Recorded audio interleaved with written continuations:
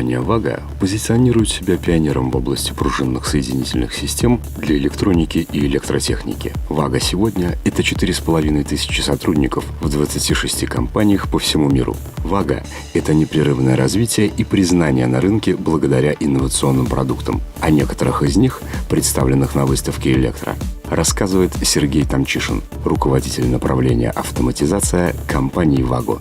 Компания «Вага» широко известна среди электротехников и профессиональных установщиков электрооборудования. И на этой выставке «Электро-2012» мы презентуем, представляем, выводим, в мир нашу новую серию электрических соединителей, которые, собственно, и сделали «Вага» брендом, мирового плана. Нашу новую серию 2273, которая основана на пружинном зажиме, хорошо известном, изобретенном «Вага», и представляет из себя плоскопружинный клеммник, который следует на замену нашей серии 773.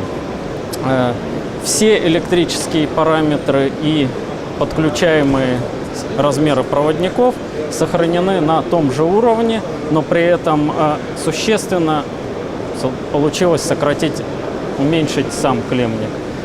Также на этой выставке мы хотели бы презентовать и ряд других новинок нашей продукции, в частности, клеммники для светодиодных светильников, которые также основаны исключительно на пружинном зажиме нашей новой серии 2060.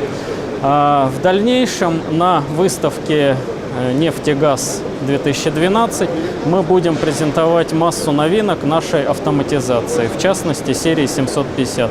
Хотелось бы всех пригласить на выставку «Нефтегаз», которая начнется 25 июня этого года.